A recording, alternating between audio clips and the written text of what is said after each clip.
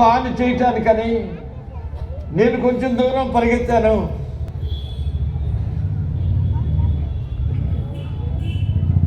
నేను కేక వేసా.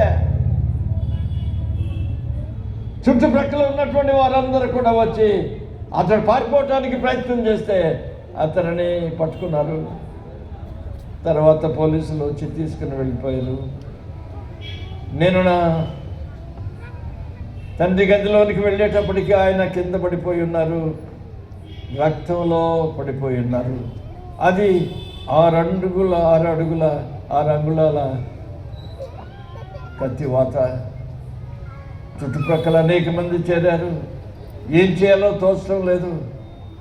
అయితే మా నాన్నగారు ఏ విధంగా తన యొక్క కడుపును కట్టాలో, హాస్పిటల్కి తీసుకెళ్లాలో ఆయన మాకు బోధిస్తున్నారు.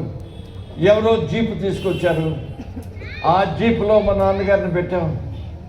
ఇదిగో ఆసుపత్రికి వెళుతున్నటువంటి సమయంలో మొట్టమొదటిగా ఈ రక్తం కారిపోతుంది, ఈ పెద్ద కోత, ఆ బాధలో ఉండి మూలుగుల మధ్య ఆయన అంటున్నారు, నన్ను పొడిచినటువంటి సహోదరుడు ఎక్కడున్నాడు?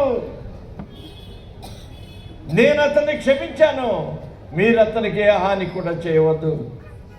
రఘునంద పిల్లరా, నాకు అర్థం కాలేదు.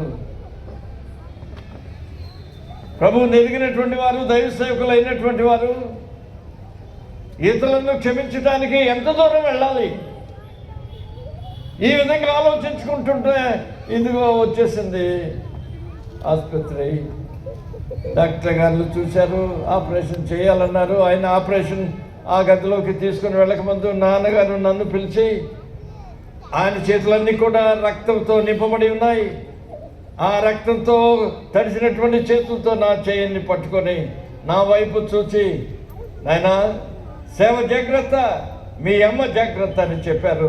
3వ దినమున హతసాక్షిగా ప్రభు యొక్క సన్నిధిలోనికి వెళ్ళారు. ప్రభునందు పిల్లరా, ఆ దినాలు చాలా భయంకరమైనటువంటి